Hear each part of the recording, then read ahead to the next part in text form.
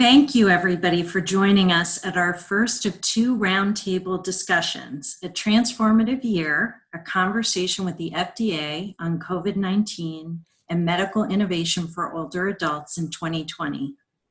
Before we jump in, this roundtable is off the record and it's not open to press. We're all here to learn and we want the experts to be as open and candid as possible, so please don't quote anyone in social media. The roundtable is being recorded and will be available to registered attendees for the next month. This event would not be possible without our generous roundtable sponsors, Abbott, GSK, and United Health Group, our roundtable supporters, Bio, Edwards Life Sciences, Merck, and Omnicom, and our roundtable innovators, Better Medicare Alliance, BioFitus, Bright Focus Foundation, Consumer Healthcare Products Association, Healthy Women, Pharmaceutical Care Management Association, U.S. Pharmacopoeia, and Women Heart. Your commitment to the Alliance and our work brings great value to this event, and we thank you. We have an incredible panel from the FDA and Abbott today. Our panelists include Dr. Patrizia Cavazzoni, Acting Center Director at the FDA Center for Drug Evaluation and Research, Dr. Brian Kersten, Divisional Vice President of Global Regulatory Services for Abbott, and Dr. Jeffrey Shuren, Director at the FDA Center for Devices and Radiological Health. Their impressive bios are with your program. I thank all of them for making time in their busy schedules to be here and to engage with us. Thank you. Let's jump in. So Dr. Shuren, the use of diagnostic tests has played a prominent role in the response to the pandemic with the rapid spread of COVID-19 abroad and at home, driving the need to have accurate tests available quickly and in historic amounts. Looking back over the past few months, are there any lessons learned for both the current and/or future outbreaks? Well, thank you. Hello, everyone. Are there lessons learned? I think we're going to need more than an hour discussion. There's a lot of things coming out of COVID-19 and for diagnostics in particular, but also I think a little bit more generally. Let me touch on a few. You know, when the pandemic first started, one of the biggest challenges for us was the ability to validate a test, to make sure that in fact it worked, it was fit for purpose. Traditionally, you would assess that diagnostic by testing it on people who had the disease and people who didn't or had other respiratory illnesses. But in the beginning of the pandemic, you didn't have people who were necessarily sick here in the US. And you've heard for drugs and vaccines, we're not going to cut corners when we go ahead and evaluate those products. Well, in the case of tests, we had to cut corners or we would not have tests available until well into the spring. So because we couldn't have those live patient specimens, we went to the second thing. Could we at least do something we called contrived specimens? Take virus, most developers can't handle a live virus, but inactivate it, use the genetic material, put it into things like sputum in different amounts, and assess based upon that. Imperfect, not perfect information, but at least gets you part of the way there. The challenge we face is that China didn't make patient specimens available to the United States.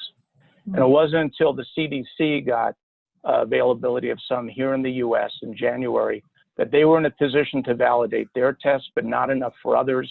And we had contractors who had to then inactivate virus, became available third week in February. So when we think to the future, a lesson learned is we as a nation have to have those relationships in place. We can get access to patient specimens very early on in the outbreak, and that could have been a big game changer in test availability.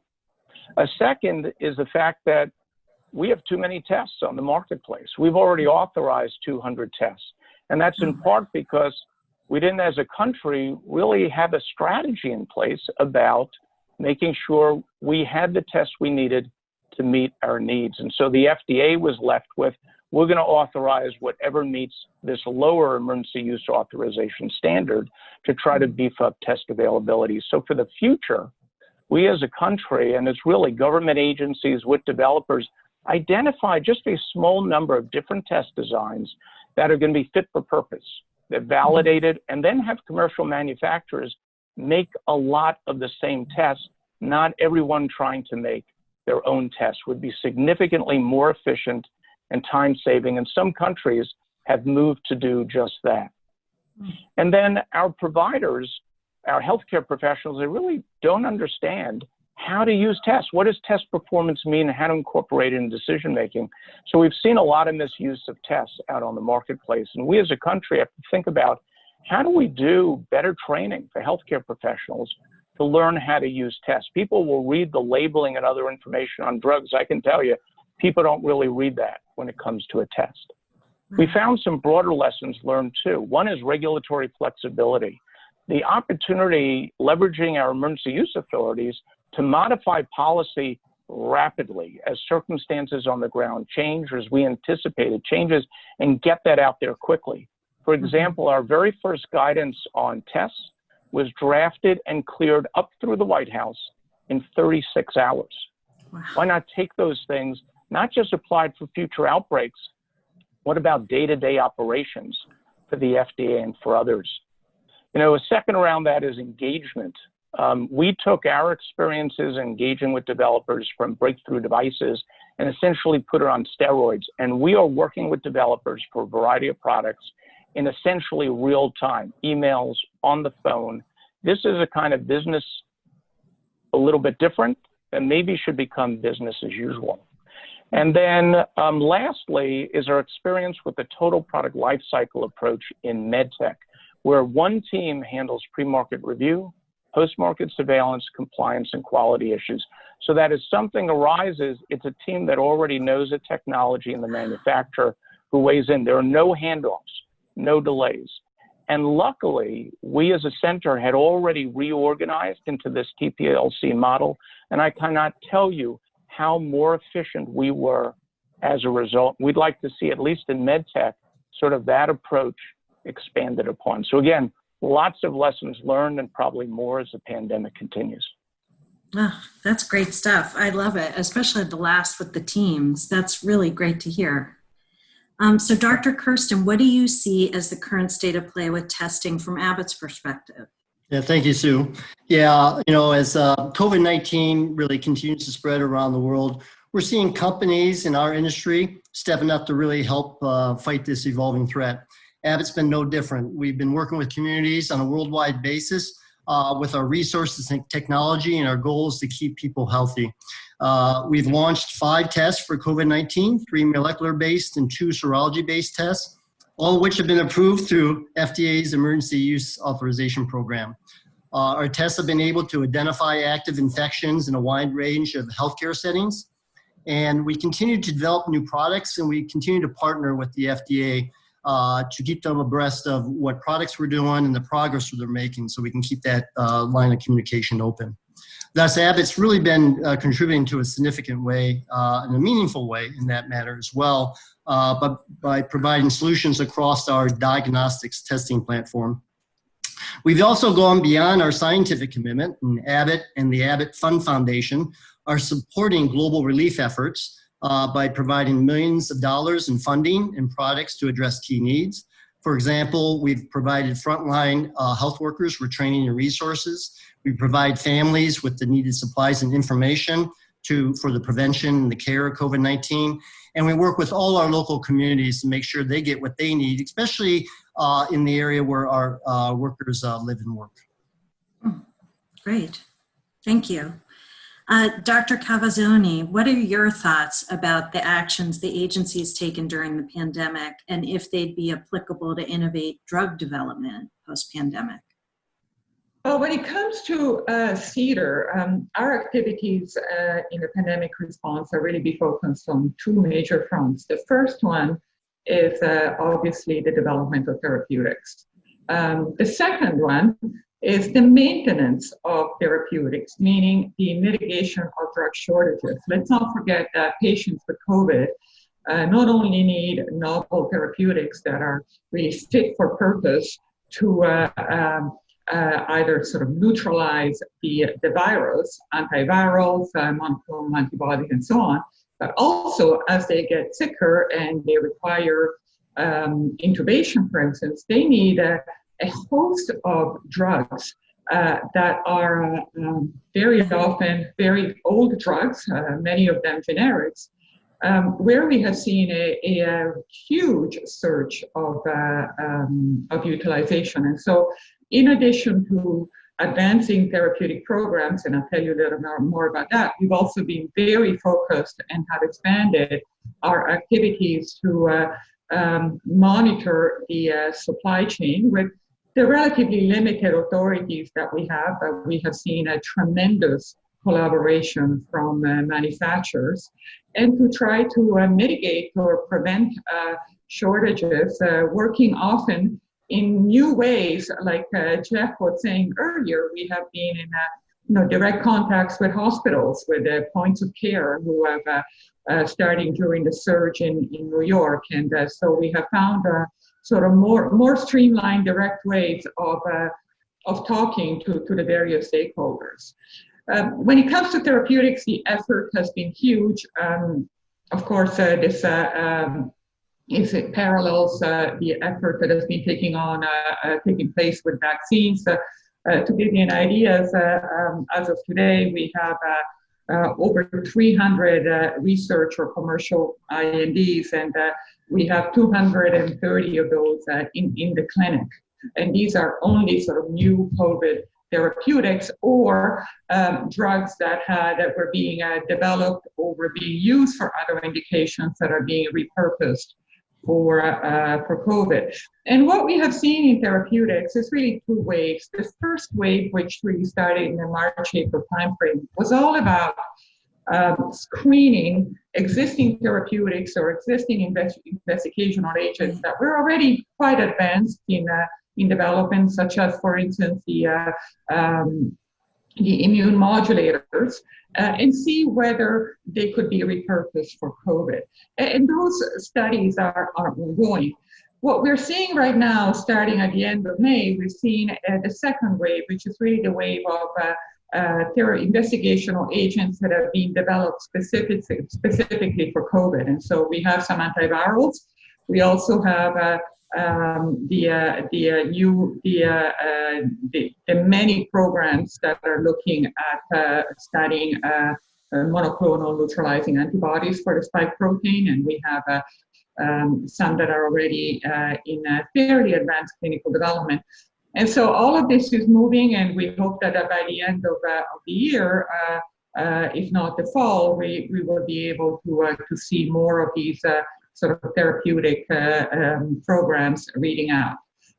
As we have seen, obviously, we have been able to grant an emergency use authorization for remdesivir, and we have also had some, some good news from the recovery trial that have shown that a very old drug and a very old class of drugs, corticosteroids, and particularly dexamethasone, have a significant effect when it comes to in severely ill patients. So we've made some progress, lots of work ahead of us. What have we looked? We have seen. I think that we have two buckets of lessons learned and things that we might see continue after we're out of the pandemic.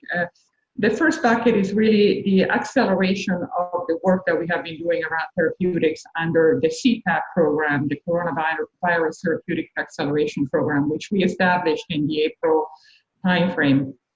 And this program is really accelerating the review of therapeutics with very early engagement with sponsors and researchers. Obviously, when it comes to the post-pandemic phase, it is not realistic that we're going to be able to continue to work at this pace. We're talking about multifold the number of applications and programs. However, there are going to be some things that I hope we'll be able to retain, and we intend to really continue to advance. And these are really the adaptations that we have made to how clinical trials are run. Obviously, the old clinical trial paradigm doesn't work in a pandemic. patients cannot make it to the investigative centers, they can't go and get their drug, and so on. And so we have issued guidance very early on for sponsors and researchers on how to adapt their clinical trials, including a greater use of telemedicine, e-consent, a greater use of digital health technology.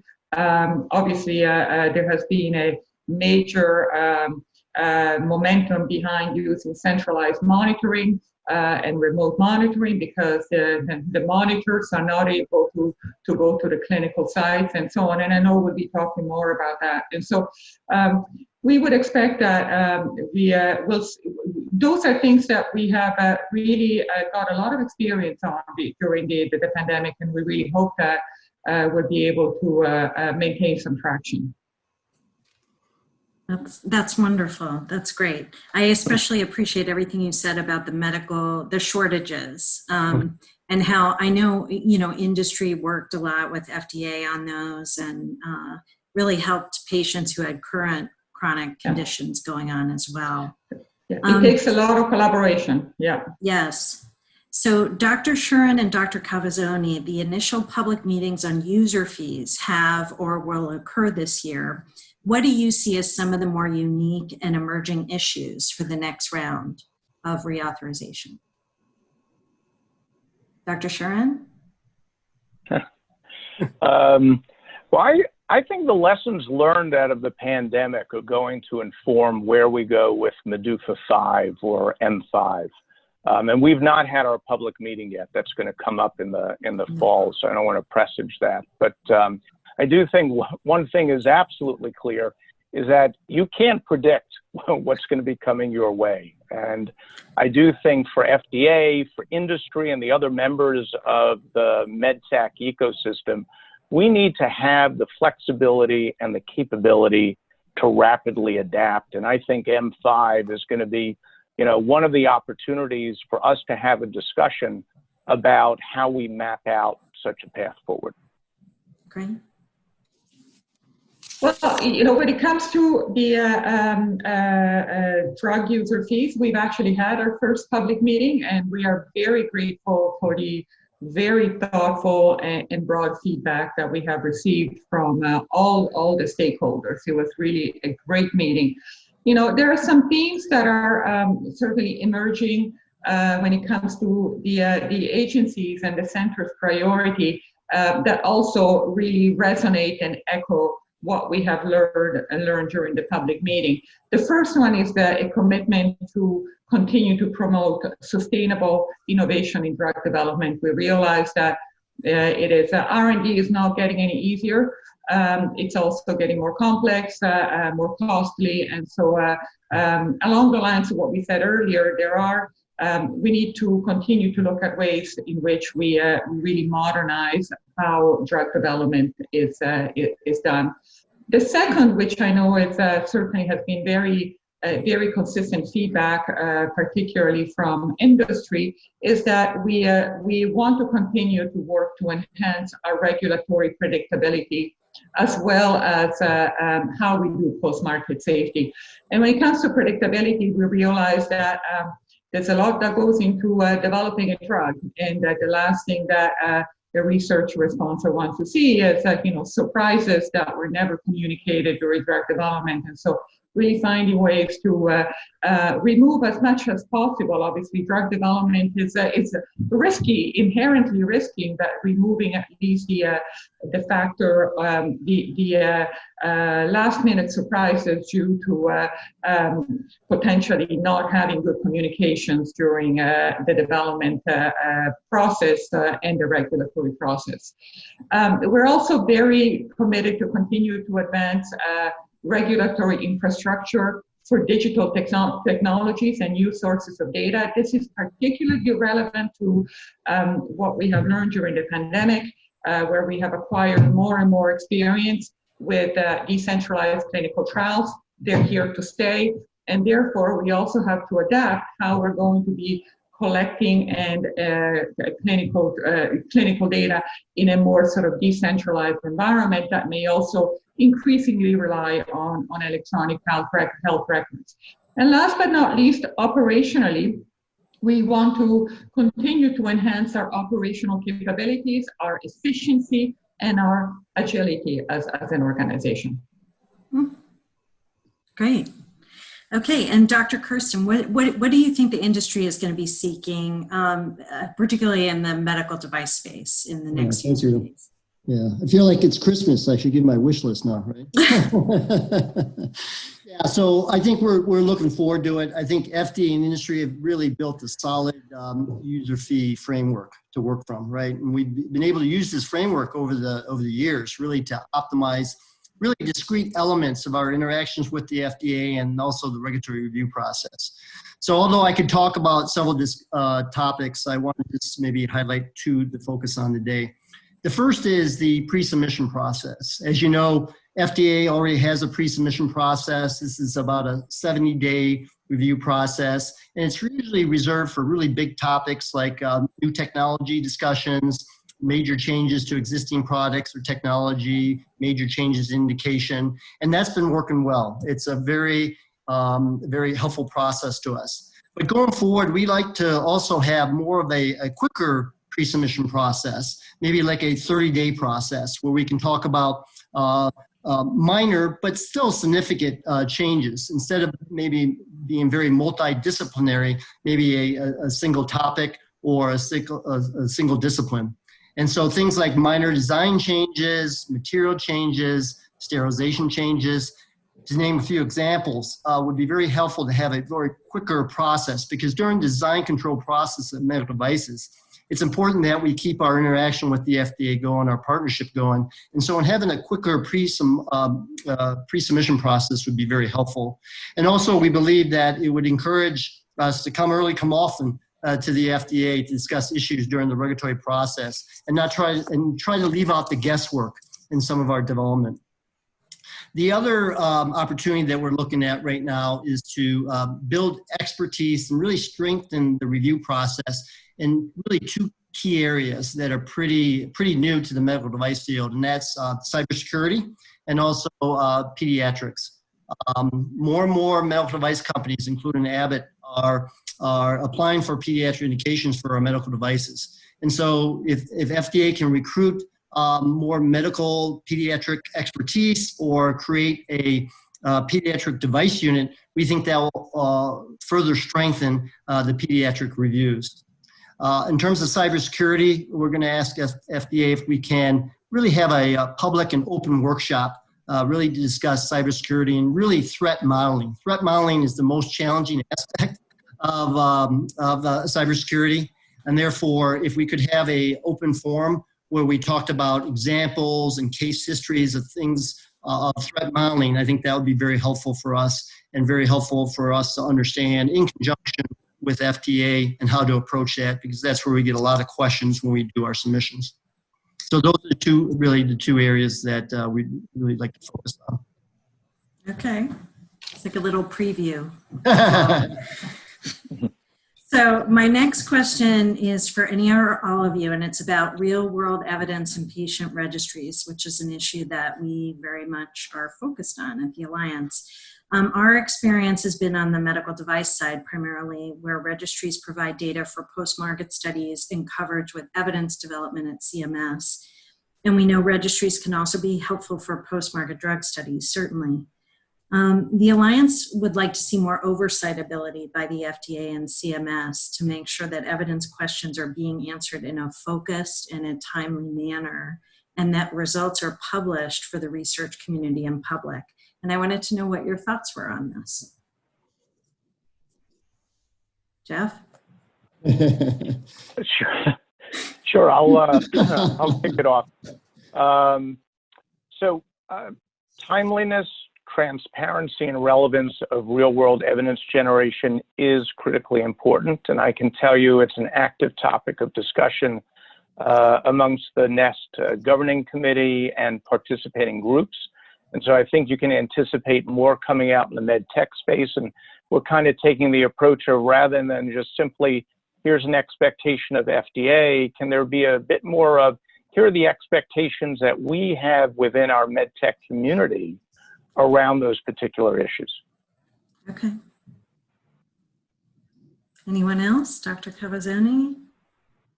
Well, when it comes to the drug side, we laid out back in 2018, we laid out a framework for a real-world evidence program, and we certainly flagged registries as a tool that could deserve sort of that is relatively underutilized and could be leveraged to a greater extent.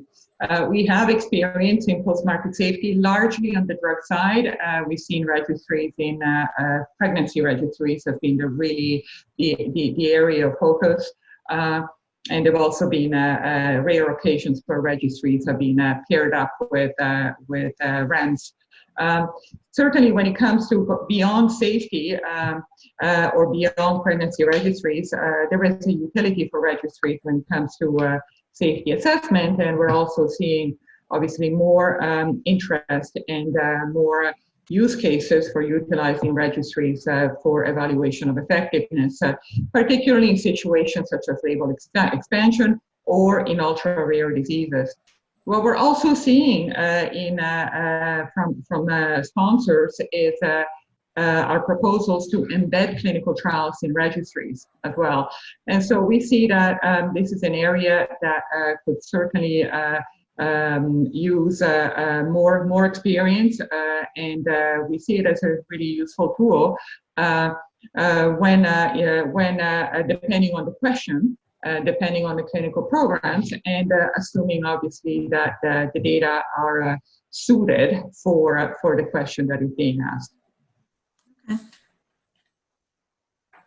Dr. Kersten, do you have anything on that or no? Yeah, sure. Yeah, because, Abbott, we've been involved in we have a lot of registries, really, including those that are mandated registries for Medicare reimbursement.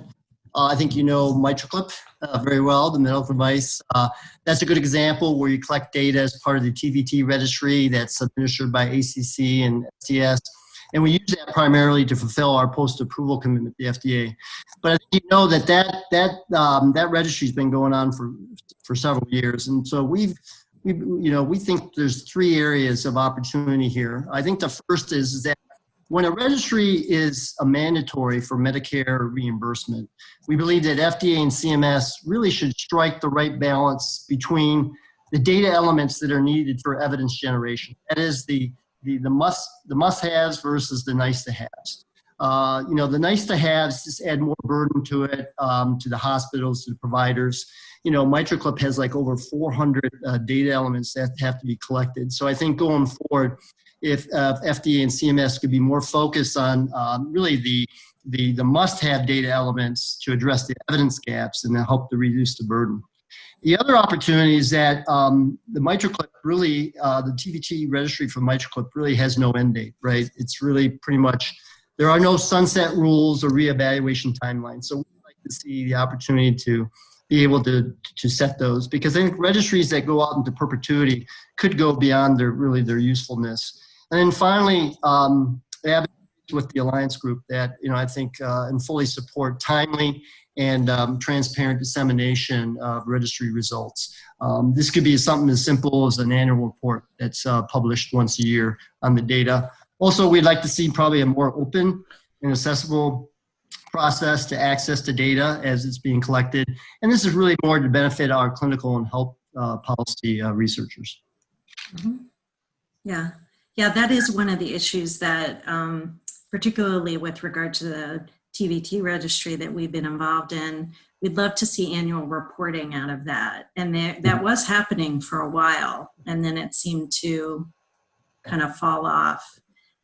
So that's where I think we would like to see a little bit more regulatory oversight for both FDA and CMS, because we know that you all don't run those registries and rely on outside, so we'd love to have those discussions during the UFA process a bit. I think that would be good.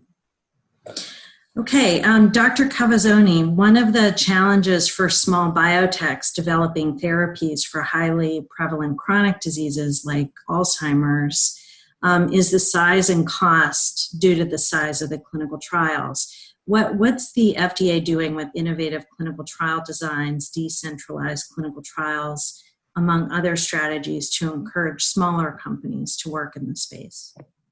And so we're, leveraging the experience, what we have learned through the pandemic. We are working on issuing guidance on, among other things, use of digital health technology, for instance, would allow the capture of data sort of in the home, be either motor data, sleep, or so on, depending on the trial and the trial endpoint. We also continue to see an interest in decentralized clinical trials, and certainly during COVID, we have issued guidance on, as I mentioned earlier, using video conferencing for visits, allowing obviously and having flexibility when it comes to how the patient provides consent, how the study drug is delivered to the patient, and how the study visits are conducted. And we have seen, including in Alzheimer's trials, obviously, the paradigm shifting and the study going to the patient's home, and the visits taking place at the patient's home. I hope that we will see more of this. I think that these are things that simply make sense, and not only that, but specifically for the elderly and for Alzheimer's trial, this is something that will make it easier to conduct clinical trials in this population, and hopefully also will make it less complex and hopefully even less costly to do these very large trials. So we're definitely going to continue to be engaged in this and provide guidance in this space so that sponsors understand our thinking. Great, good. So the FDA published draft guidance in March of 2020 discussing the inclusion of older adults in cancer clinical trials. I remember this came out like right when everything was happening. So I don't think there were a ton of responses, but we were definitely paying attention to it and submitted comments. So as we've discussed in previous years, since 2011, the EMA has a dedicated geriatric medicine strategy, and they incorporate similar recommendations for all medical product trials. So for both Dr. Shuren and Dr. Cavazzoni, what are your plans to emphasize adequate representation of older patients in trials that go through your centers? If you look at our clinical trial snapshot, over approximately 35% of patients in clinical trials across all therapeutic areas, so this is an average, are over 65. And we certainly, as we talk to sponsors, as we engage with them, early in development and as the development programs progress, we are very clear and continue to emphasize the importance of enrolling the elderly, including patients over 75, obviously for those conditions where it makes sense. We also, when it comes to the analysis of the data, we ask for subgroup analysis and subpopulation analysis because we really want to understand the safety and the effectiveness in the elderly population. And in fact, if you look at our guidance on the development of COVID therapeutics, which we issued a few months ago, we make it very clear that we expect the clinical trials to include the elderly population. And ideally, well over 65. Why? Because we know very well that this disease, in fact, is much more severe and deadly in the elderly population. So we have to have trials that reflect the actual population who get the disease and have the more adverse outcomes. So certainly this is an area where we are continuing to insist and pay a lot of attention to, because it is important that clinical trials be generalizable to all the populations that are relevant to a specific conditions, including the elderly. I think similarly in the medical device space, we had put out guidance on inclusion of a variety of demographics, including older patients in device clinical trials. And certainly in circumstances where technology is going to be used in that population, our expectation is they'll be included in the study. In the case of devices, the size of clinical trials is often smaller than for a number of other medical products, in part because we get so much useful information from non-clinical data.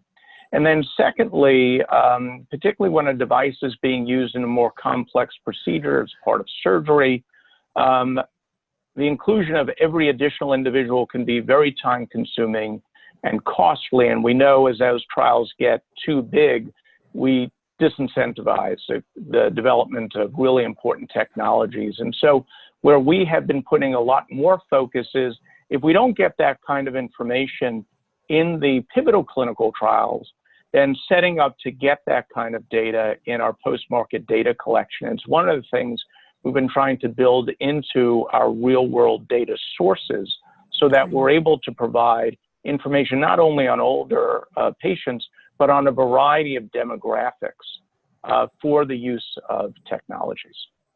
Yeah, that's great. And you just, sort of validated the point I made before, which is why we would love to see sort of a mandate on publishing those studies, because we're happy that the agency gets to see it, but it's good for, the public and patient advocacy groups to help in the dissemination.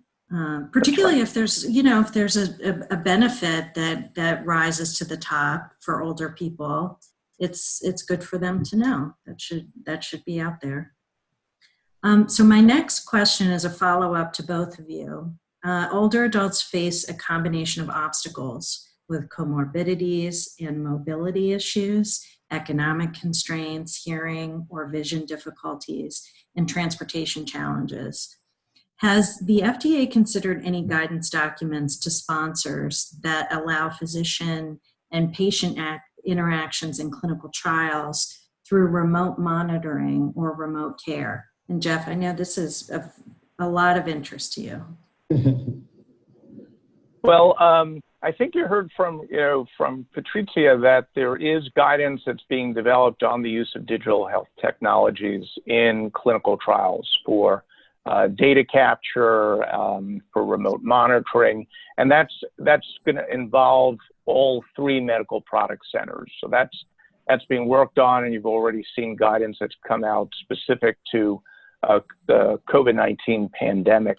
Right. Also, what we're seeing is increasingly technologies not being developed for that kind of data capture being used in clinical trials, and even in the case of medical devices, building in that capability into the technology that goes far beyond the clinical trial, but is being used on data collection in routine clinical care. So we really see this as becoming the new normal, and a very good new normal to have.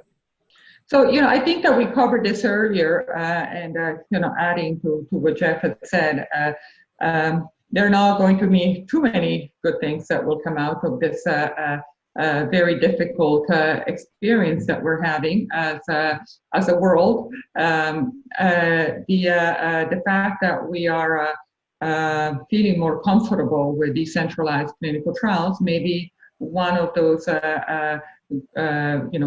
more positive outcomes. And I think that not only the elderly, but even if we look at the other end of the spectrum, the pediatric population, where patients, parents have a lot of difficulty handling the as a caregivers for the elderly, have very similar problems of having to really navigate the complex infrastructure and procedure for being in clinical trials. And so a world where, when possible and when realistic, of course, because some trials or some endpoints are not amenable to be collected via telehealth or via in the home or through digital health technology. But when feasible and when appropriate, I think that these modalities will become more part and parcel of how trials are being done.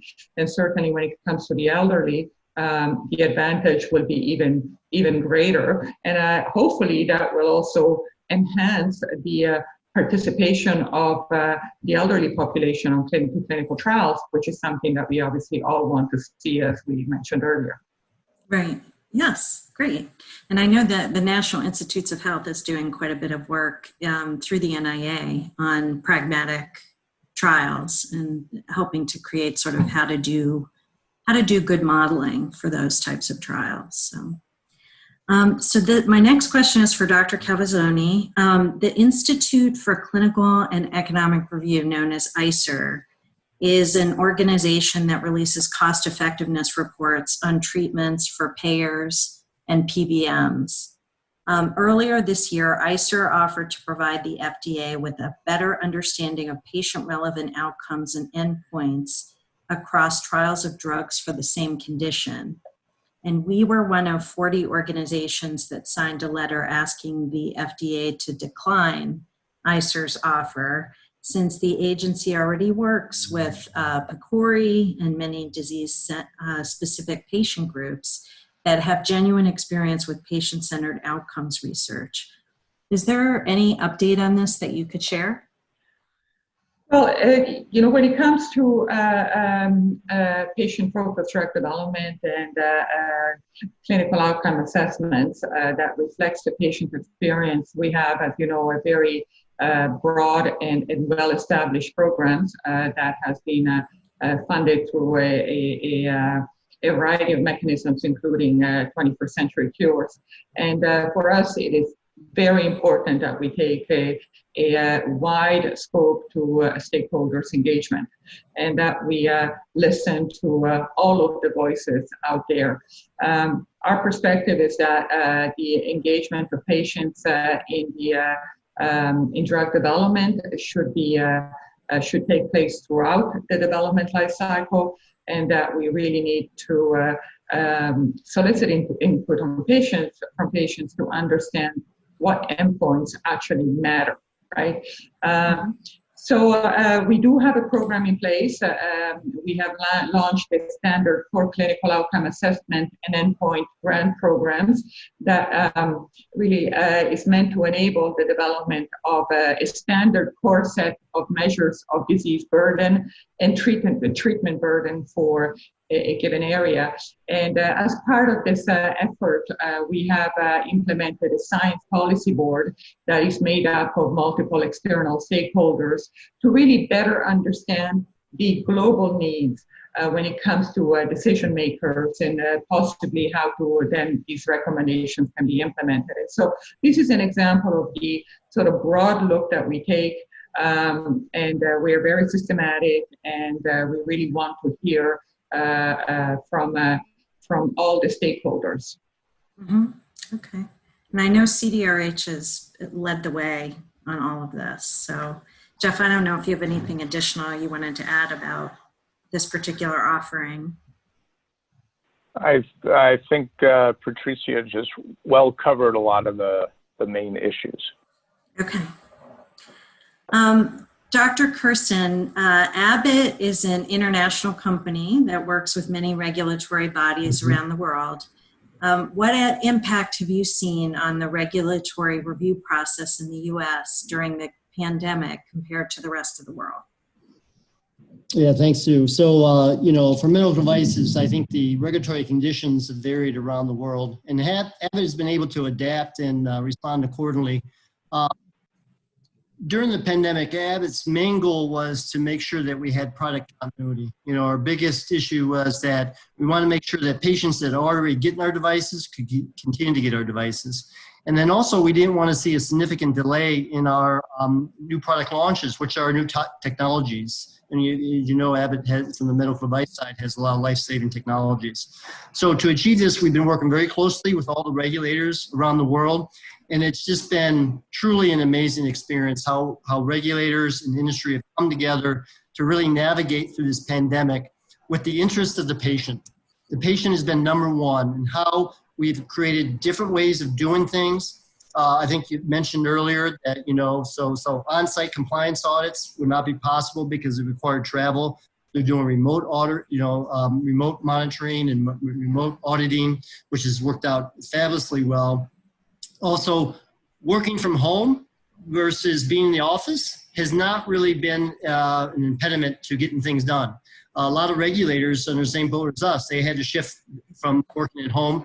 I think FDA was far ahead of that curve in terms of they had a lot of workers working at home. And they created processes to help navigate through this. So a lot of some of the countries that hadn't done electronic submissions started accepting electronic submissions because they knew that was the only way they could do it. So really a tremendous global effort by all the regulators to keep things on track. So really no difference. And here in the US, our medical device regulatory teams continue to submit their regulatory submissions to the FDA. We continue to have teleconferences instead of face-to-face meetings, and really haven't really seen any significant delays in our medical device reviews. So Jeff, I'd like to really compliment you and your staff for just doing a fabulous job. I'm sure you had an increased workload during this pandemic, and you've been doing a fabulous job on the medical device side. So thank you. That's great. Actually, I think all the divisions that have been involved in this pandemic have just really gone above and beyond. So thank you both. It's great to see. It's really great to see that, right? So yeah. We all pull together, put down our differences, and really make things happen. So it's really been great. Absolutely. A great experience I only want to go through once, though. Yeah. So to speak.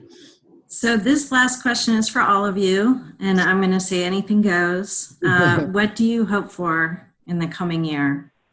Jeff, you first. I hope that we come out of the pandemic a better society. We learn from it and we're better for it. I agree. Tricia?